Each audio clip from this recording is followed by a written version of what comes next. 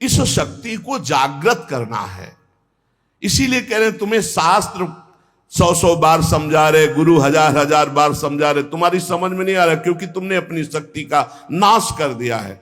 इसी मंत्र से शक्ति जागृत होती है, नाम जप से शक्ति जागृत होती है। ये महाशक्ति जब जागृत होती है तो पूर्ण ज्ञान उसके अंदर जागृत हो जाता। ज्ञान शक्ति जब आराधना की जाती है तो ज्ञान शक्ति, वैराग्य शक्ति, भक्ति रूपी शक्ति, प्रेम शक्ति, ये शक्ति ही है, सब रूपों में जागृत होती है। आज तक बिना इस शक्ति को जागृत किए कोई कहीं भी सफल नहीं हुआ। बड़े बड़े शक्तिवान महात्मा हैं जो शिव, गणेश, राम या हरि इनकी आराधना करते हैं तो सारा कार्य तो शक्ति से ही होता है। हरि अपनी शक्ति से जीव का कल्याण करते हैं, हरि अपनी शक्ति से सहयोग करते हैं, सारा कार्य शक्ति से होता है। वही शक्ति जब रूप धारण करती तो अभी आपको नाम सुनाए, वही विद्या, वही कला, वही लक्ष्मी, वही काली, वही तारा, वही षोडशी, वही अंबा, वही जगदम्बा, वही शक्ति है, वही तुम में विराजमान है। जो उपासक इस शक्ति का गलत भाव से दर्शन करता है वही प्रगट स्त्रियों के रूप में विराजमान है, वही हमारे अंदर हर शक्ति के रूप में विराज। सब शक्ति छीन हो जाती है, व्यभिचारी पुरुष किसी भी शक्ति को धारण नहीं कर सकता। इसलिए शास्त्र आदेश करता है एक क्षण भी कभी दूषित भाव किसी माता बहन के प्रति मत करो। गृहस्थी में हो तो तुम्हारा जो पाणिक ग्रहण संस्कार हुआ बस उतने में केवल सीमित रहो, धर्म की ये रेखा है उसको पार मत करना। जब बुद्धि भ्रष्ट हो जाती है तो वो तामसिक पूजा प्रारंभ करता है, तामसिक आचार करता है जो सीधे नरक ले जाने वाला है। ये तामसिक आराधना करने वाला तामसिक वस्तुओं के द्वारा जब सेवा करता सोचता है कि मैं बहुत बड़ी उपासना कर रहा हूं, मांस अर्पित करना, मदिरा अर्पित करना, इन गंदी वस्तुओं का, तामसिक वस्तुओं का जगत जननी से, शक्ति से कोई संबंध नहीं है। जहां यह बात आती है शक्ति जागृत सबको करना पड़ता है, मंत्र में शक्ति ही विराजमान है। तो शास्त्रों का रहस्य है, शास्त्र आदेश करते हैं कि पशु बलि देनी चाहिए, पशु बलि। तो यहां पशु कौन है? जो इंद्रियों में पशुता है और जो जनेंद्री में पशुता है, इस पशुता की बलि देने की बात कही गई है।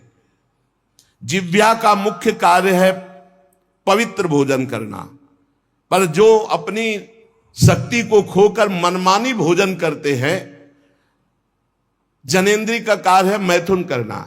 जो एक सीमा में न रहकर मनमानी व्यभिचार करते हैं, तंत्र शास्त्र कहता है इसकी बलि, ये पशुता है, इस पशुता की बलि दो कि आज से मैं नियम लेता हूं हे जगदम्बा आपके सामने सात्विक आहार करूंगा, कभी असत आहार नहीं करूंगा। आज से मैं गृहस्थ हूं तो अपनी पत्नी से केवल धर्मानुसार संतान उत्पन्न करने के लिए, अन्यथा मैं आजीवन संयम से रहूंगा।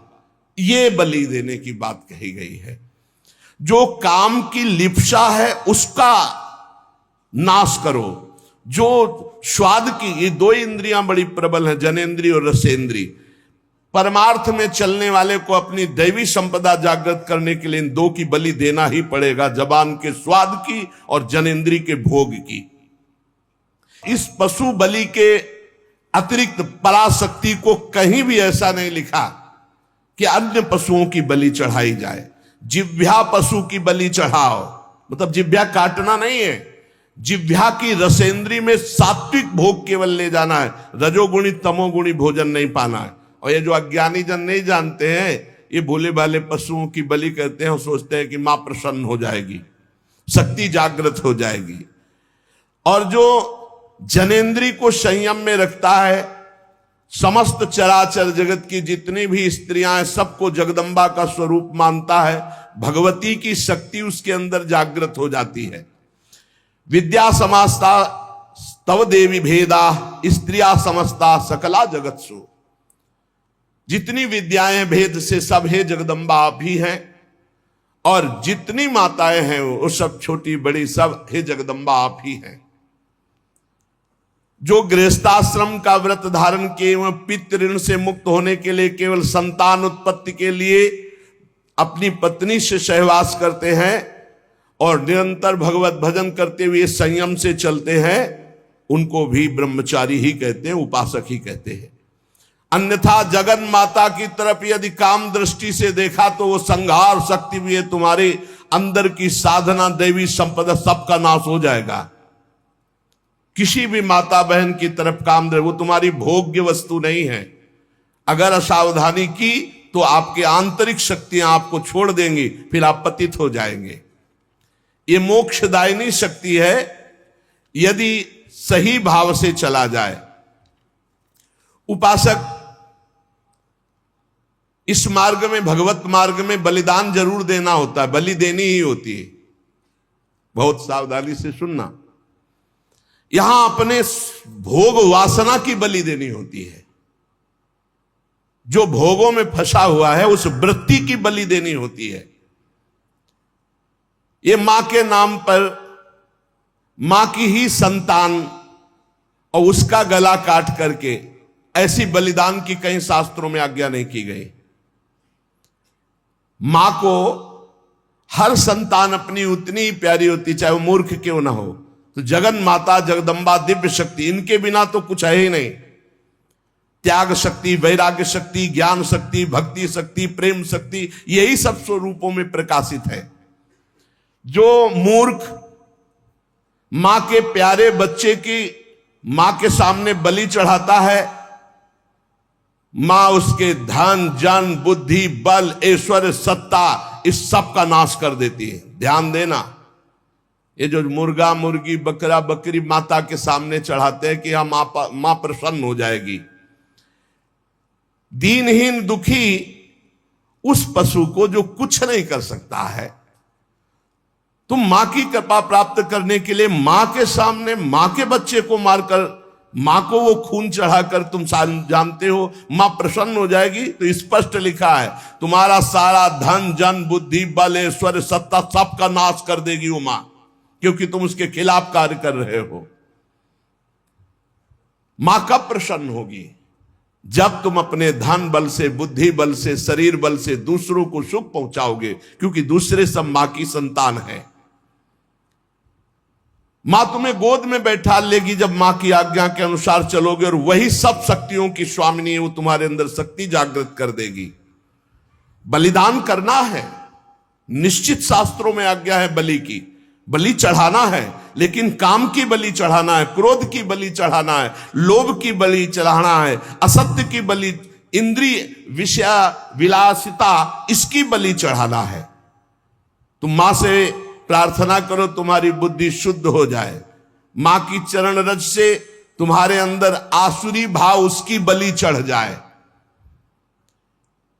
जब तुम प्रेम भाव से मां की आराधना करोगे तो तुम्हें जो परम लाभ मिलेगा वो दिव्य शक्तियां जागृत हो जाती है। और जब मां से विपरीत भाव किया जाता है, मां को भोग्य भाव से देखोगे, इससे बड़ा विपरीत भाव क्या है? ये सब मां ही तो है विविध रूपों में, जननी ही शक्ति तो है। फिर कोई ये प्रश्न कर सकता है, बड़ा सुंदर है, कि मां के हाथ में नरमुंडों की माला है और मां जिह्वा में रक्त लगाए हुए है, तो अगर मां को अगर बलि पसंद नहीं तो क्यों काटा? महिषासुर को मारा, चंडमुंड रक्त बीज, बहुत से शुंभ निशुंभ बहुतों को काट काट के ढेर लगा दिया। क्या वो मां के पुत्र नहीं थे क्या? आप हमें बलि के लिए निषेध कर रहे हैं, तो क्या मां को खून नहीं प्यारा?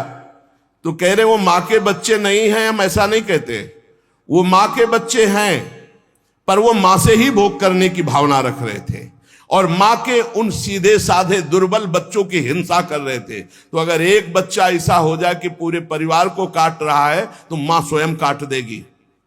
वो अपने दुलार को एक तरफ रख के उसको काट देगी। पूरे विश्व की रक्षा के लिए इन राक्षस रूपी पुत्रों की मां ने स्वयं हत्या की और उन्हीं की प्यार से मुंडों की माला धारण की, जो पूरे चराचर जगत का विनाश कर रहे थे।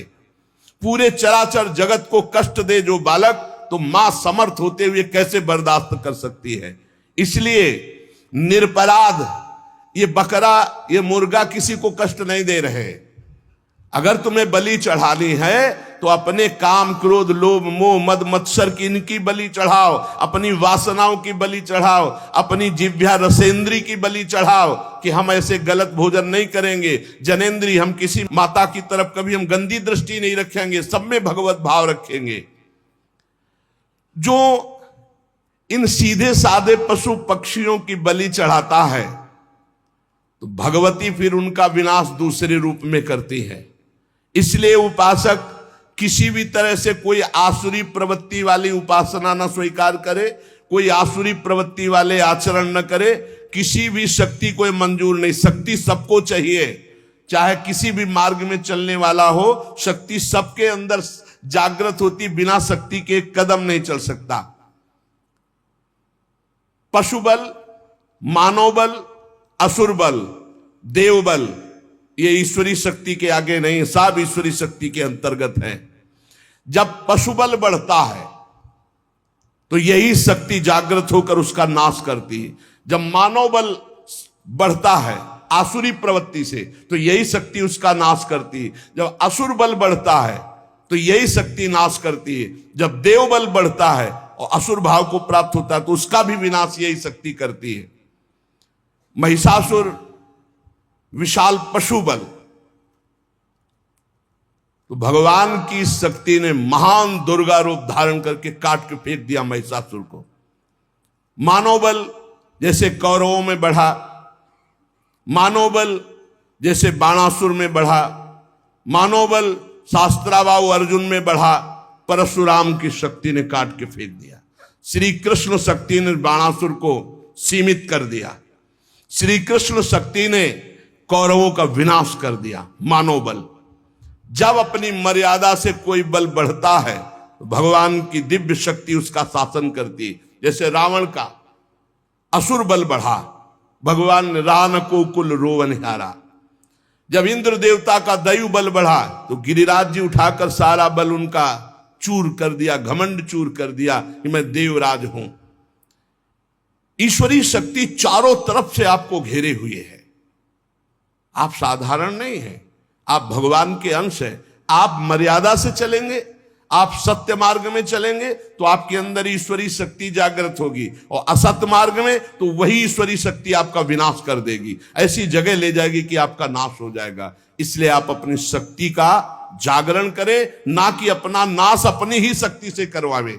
यही बुद्धि शक्ति, या देवी सर्वभूतेषु बुद्धि रूपेण संस्थिता नमस्तस्यै नमस्तस्यै नमस्तस्यै नमो नमः। यही दैवी शक्ति आपको गलत सलाह दे देगी। जब आप गलत आचरण में जाओगे, अधर्म आचरण करोगे, तो बुरी दशा आने के पहले बुद्धि बदली जाती है। जाका विधना दारुण दुख दीन, ताकि मति पहले हर लीन। मति माने बुद्धि का अपहरण हुआ, जीव का नाश हो गया। इसलिए श्रीपाद प्रबोधानंद जी कह रहे, तुम्हारे अंदर शक्ति है कोटिभीर्ण। शास्त्र गुरु करोड़ों करोड़ों बार समझा रहे, तुम्हारी समझ में नहीं आ रहा। तुम खलु लोक निंदा सतई, 100 बार तुम्हारी निंदा हो रही, ऐसे आचरण करते फिर भी तुम्हारी समझ में नहीं आ रहा। महानरदृष्टि भीर नहीं विपत्ति सौखेर नहीं। अब महाविपत्ति आने वाली है, अब क्या करोगे? क्योंकि जो तुमने कर्म किया वो तुम्हें भोगने पड़ेंगे। पूर्व से अभी इसी जीवन में आप अपने जीवन को झांक करके देख लीजिए, आपके जीवन में क्या क्या हुआ है। आप खुद इस बात के गवाही हैं कि अगर वो केस खुल जाएं जो आपके जीवन में हुए हैं तो नरक, जेल, निंदा, इसके सिवा कुछ नहीं है। आज भगवान की कृपा हुई कि सबको ढक करके तुम्हें उत्तम मार्ग में चलाने के लिए भगवान अवसर मिल गया है। अब तो होश में हो जाओ। श्रीपाद कह रहे हैं, लेस मात्र कहीं भी सुख नहीं है, या धर्माचरण तुम्हें महान दुख प्रदान करेंगे। हाय हतभाग्य। फिर भी वो कामांध होकर दूसरी माताओं की तरफ भोग दृष्टि से देख रहा है। मनागपि ननोत्सहे हतमनो युवत्याहृतम निरोधभूत मत ईदृशम किम वितासे वृंदाटवी। कैसे वृंदावन तुम्हारा कल्याण कर देगा, कैसे तुम्हारा वृंदावन रक्षा कर देगा यदि वृंदावन में माताओं बहनों के प्रति तुम काम दृष्टि रखोगे।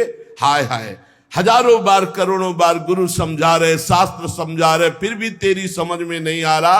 और मैं स्वयं कह रहा हूं कि लेस मात्र सुख इसमें नहीं, श्रीपाद कह रहे, मैं स्वयं कह रहा हूं कि लेस मात्र इसमें सुख नहीं, फिर भी तू माताओं बहनों की तरफ काम दृष्टि, दोस्त दृष्टि, भोग दृष्टि रख रहा है। कैसे तुम्हें वृंदावन रक्षा करेगा, कैसे तुम्हारे वृंदावन हृदय में प्रेम प्रकाशित करेगा जब बार बार शास्त्र आज्ञा और गुरु आज्ञा का उल्लंघन कर रहे हो। जरी हरति स्वांतम हरिहरि युवत्यादि विषयो नरी नर्त्याक्रम्य त्वतिशिरसि माया भगवतः वरीवर्तीत्याशा चिरमिहितु वृंदावन वने न जाने राधाया कथम्यू चरी करती करुणया। हे हरि मेरी रक्षा करो, मेरी रक्षा करो। हरि ही रक्षा कर सकते हैं। हे हरि मेरी रक्षा करो। हे भगवान, आपकी माया मेरे सिर पर सवार होकर बार बार मुझे खींच रही है।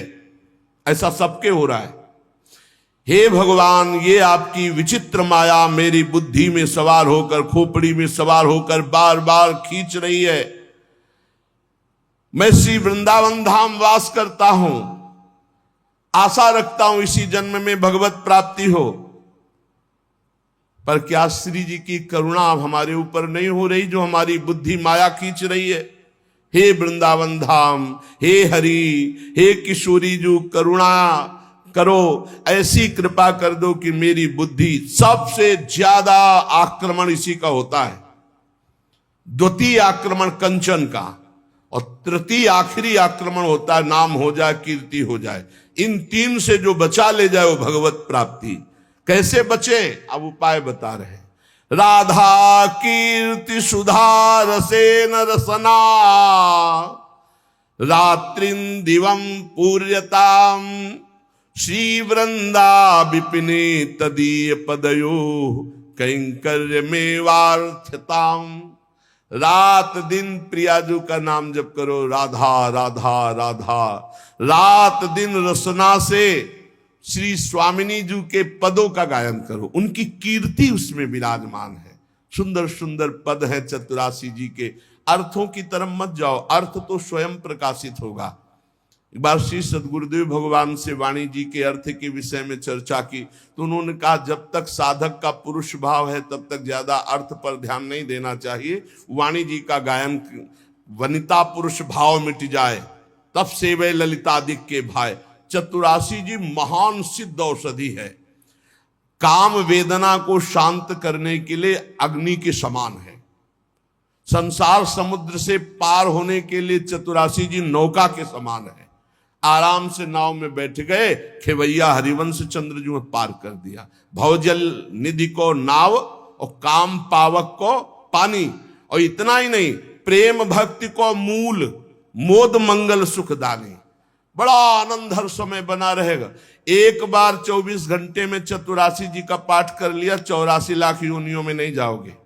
जब तक जियो रोज चतुरासी जी का पाठ करो तो छुट्टी 84 भ्रमंते निरखै जुगल किशोर, भगवत साक्षात्कार करा देगी चतुरासी जी। काम को जड़ से शांत कर देगी चतुरासी जी। चिंता मत करो, भव समुद्र से पार हो जाओगे और नवनिभृत निकुंज में सहचरी भाव की प्राप्ति हो जाएगी आपको। ये चतुरासी जी सहचरी भाव, सखी भाव की निश्चित प्राप्ति करा देती। जब आप अपने को सखी देखेंगे तो कहां काम, कहां क्रोध, कहां लोभ, कहां मोह, कहां मद। ये तो पुरुष भाव में देह, जब स्त्री भाव पुरुष भाव होता है तब काम विकार जागृत होता है। तो इसको कैसे नष्ट करें? बोले राधा कीर्ति सुधा रसेन रसना रात्रिं दिवं पूर्यताम रात दिन राधा राधा रटो और चतुरासी जी का गायन करो, क्योंकि राधा कीर्ति से भरी हुई श्रीमद चतुरासी जी, 42 लीला, स्फुटवाणी, केलिमाल, ये सब महारस ग्रंथ हैं। श्री वृंदा विपिने तदीय पदयो कैंकर्य में वार्थताम। तदीय पदयो कैंकर्य, सदैव अंदर से भाव करो मैं प्रियाजू की सखी हूं, मैं प्रियाजू की दासी। ये तो वर्दी है ऊपर की, पोशाक है पुरुष भाव, आप पुरुष नहीं हो, सच्चिदानंद प्रभु के अंश हो। और उस अंश में जब भाव किया गया तो सहचरी भाव का स्वरूप, किशोरी मात्मानम किमि सुकुमार कलये, अपनी आत्मा को किशोरी के स्वरूप में चिंतन किया गया तो किशोरी स्वरूप हो गए। ये जो निज मंत्र है, ये जो चतुरासी जी है, ये जो उपासना का भाव है, ये आपको सहचरी भाव सहज में प्रदान कर देगा। आपको ज्यादा अटकल लगाने की जरूरत नहीं, बस साधन में लगे रहिए। श्री वृंदा विपिने तदीय पदयो कैंकर में वार्थताम। अरे दिन में एक बार तो सोचो कि मैं कौन हूं।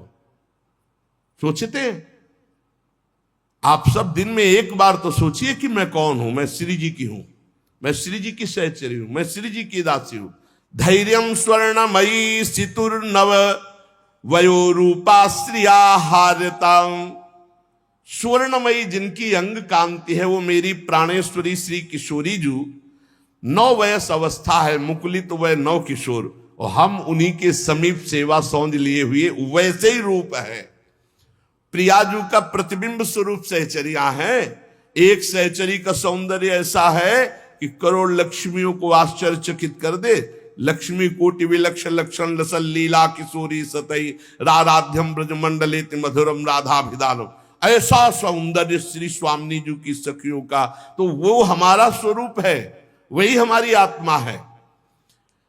जहां वो सहचरी वपु से अपनी स्वामिनी जी को नजदीक देखता है तो बोले प्रेमाश्रुत पुलकादि भाव विभव व्यक्त्या जगत तार्यताम।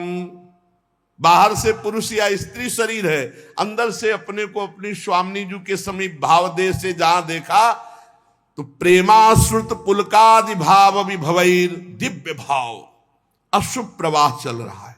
आंखों के सामने प्रिया प्रीतम है, आंखों से अश्रु बह रहा है। गदगद सुर नैना सजल दंपति रस रहे भीन, ईगत वृंदा विपिन में फिरे प्रेम तल्लीन। श्रीपाद कह रहे जगत तार्यताम, वह महापुरुष संपूर्ण जगत को परम पद दिलाने की सामर्थ्य रखता है, जो प्रियाजू के समीप हर समय अपने भाव दे से रहता है। अश्रु प्रवाह हो रहा है, पुलकित हो रहा है, गदगद कंठ से उनकी कीर्ति का गान कर रहा है। सातरत सा लोकान तारयति अतिरस विवशम किशोर युग्मम द्रुत नव कांचन नील रत्न रोचि।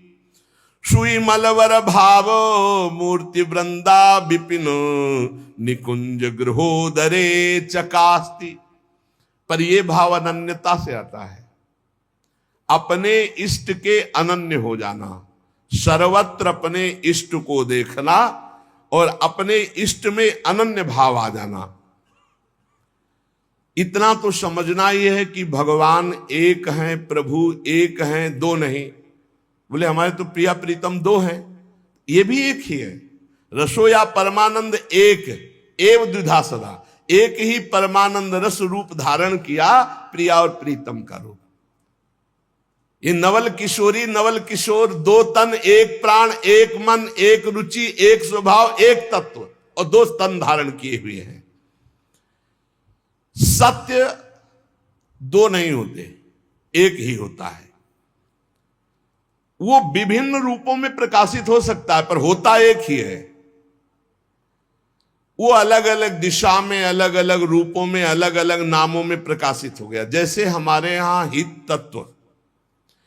तत्व ही वृंदावन, हित तत्व ही खगमृग पशु पंछी, हित तत्व ही लता वृक्ष औषधि, हित तत्व ही प्रिया प्रीतम, हित तत्व ही सहचरी। हित के सिवा, प्रेम के सिवा कुछ नहीं। प्रेम प्रिया प्रीतम, प्रेम वृंदावन, प्रेम लता पता खगमृग पशु पंछी रजरानी यमुना रसरानी, सब प्रेम, प्रेम तत्व के सिवा, ये सब प्रेम के नाम है। इस मार्ग में चलने वाले उपासक को स्थूल बुद्धि का त्याग करना होता है। स्थूल बुद्धि में क्या आता है? ये स्त्री है, पुरुष है, जड़ है, चैतन्य है, ये अच्छा है, बुरा है। सूक्ष्म बुद्धि क्या देखती? क्योंकि प्रेम सूक्ष्म तरम है। सूक्ष्म बुद्धि ना स्त्री देखती, ना पुरुष देखती, ना क्रिया देखती, वो सब के अंदर बैठे हुए प्रभु को देखती। सब में मेरे राधा वल्लभ लाल विराजमान, सर्वान वस्तुतया निरीक्ष परम स्वाराध्य बुद्धिर्मम। खास परमार्थ का साधक इस बात को जरूर स्वीकार करता है कि सब में मेरे प्रभु विराजमान है। इसलिए वो किसी की निंदा नहीं करता, किसी का खंडन नहीं करता, पर अपने इष्ट को सबसे श्रेष्ठ मानता है। ये हर उपासक को चाहिए। गुरु प्रदत्त इष्ट देव में सर्वोपरि भावना, किसी का खंडन नहीं, किसी को नीचा नहीं दिखाना, किसी की निंदा नहीं करना, पर इष्ट हमारा हमारे लिए सर्वोपरि है, ऐसा भाव। चाहे वो राम उपासक हो, शिव उपासक हो, कृष्ण उपासक हो, जगदम्बा उपासक, अपने इष्ट को सर्वोपरि मानना और किसी के भी इष्ट की निंदा ना करना और उसको नीचा ना दिखाना, अपने लिए अपने इष्ट को सर्वोपरि मानना। ये भावना इतनी जोर की होनी चाहिए कि अपने इष्ट के सिवा और कुछ रह ही न जाए पूरी सृष्टि में। उत्तम के बस असमन माही, सपने हूं आन पुरुष जग नाही। एक बार गोस्वामी तुलसीदास जी वृंदावन आए। प्रातःकालीन वेला अपनी नित्य दिनचर्या करके निकले दर्शन करने के लिए। तो श्रृंगार में जिन ठाकुरों के दर्शन किए तो सब में मुरली, मोर मुकुट, ललित त्रिभंगी, पार्श्व में श्री राधा किशोरी। प्रणाम किया, कहा कहा कहूं छवि आज की, भले बने हो नाथ। नाथ आप ही हो, मुझे पता है बहुत सुंदर हो, प्रियाजू के साथ विराजमान हो, पर महाराज मेरे मन में पूर्ति नहीं हो रही, दर्शन की पूर्ति नहीं हो रही।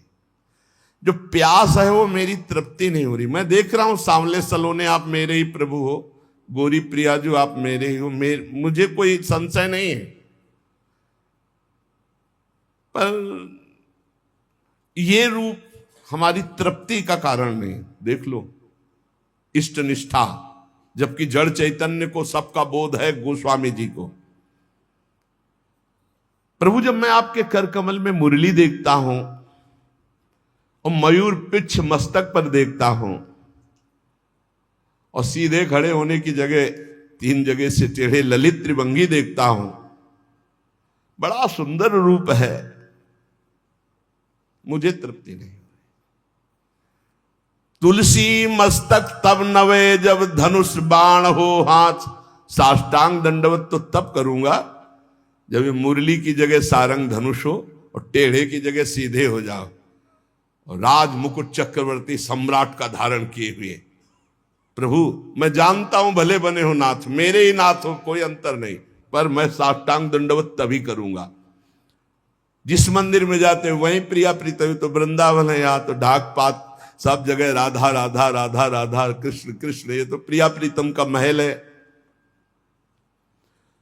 तुलसीदास जी महाराज बड़ी एकाग्रता से विनय अंदर से किए। फिर जब देखा एक क्षण में वही भगवान, मुरली अंतर ध्यान हो गई, हाथ सीधे हो गए उसी छवि में, और सारंग धनुष, राज मुकुट और प्रियाजू सियाजू।